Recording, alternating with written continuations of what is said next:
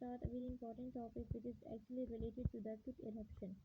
So basically, the eruption does not stop when the teeth meet their functional antagonists. So they are saying that when the teeth are erupt in their functional opposite, when they are erupted in the oral cavity, it does not mean that the eruption has stopped. It actually continues throughout the life.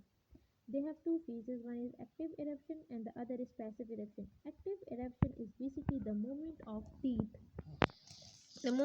teeth in the direction of occlusal plane, means when they are erupted in the oral cavity, whereas passive eruption is the exposure of teeth by apical margins of the gingiva, means passive eruption when the apical margins of the gingiva are present on the teeth. Okay, how these both concepts distinguishes between each other, like anatomic crown. Anatomic crown means that the portion of the tooth is covered by enamel.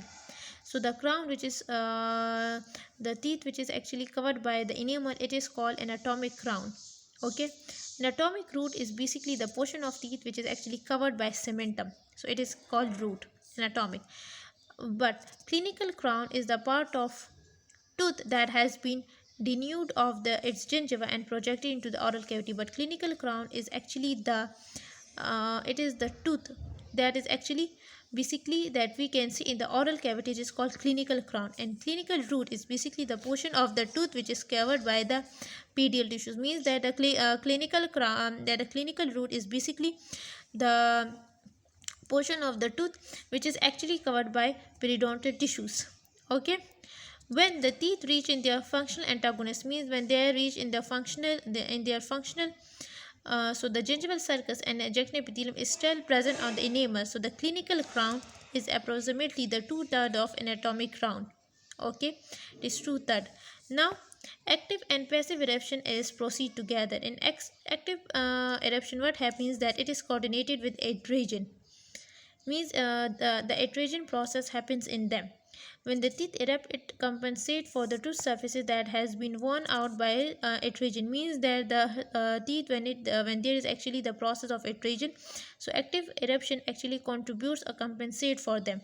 Adhesion actually reduces the clinical crown and prevent it becoming disproportionately long in relation, means it actually reduce the length. So basically active eruption compensate for them in relation to the clinical root, thus avoiding excessive leverage, or means it basically thus avoiding excessive force on the pedial tissues.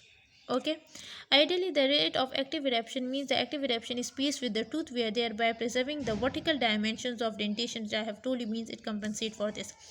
In the teeth, cementum is deposited on the apexes and furcations of the root, and the bone is also formed along the fundus of alveolus. Means when the teeth are erupt, so the cementum is still depositing on the apexes, on the furcations, and the bone is also formed along the fundus of the alveolus and also on the crust of alveolar bone. In this way, the tooth substance that is actually lost by adhesion is replaced by lengthening of the root. Okay, and the socket depth is maintained to support, means that the tooth which is actually lost due to adhesion, it is actually replaced by the lengthening of the root. The root is lengthened, and the socket depth is maintained to support the root is also present by active eruption. Active eruption is actually responsible for this process. Okay.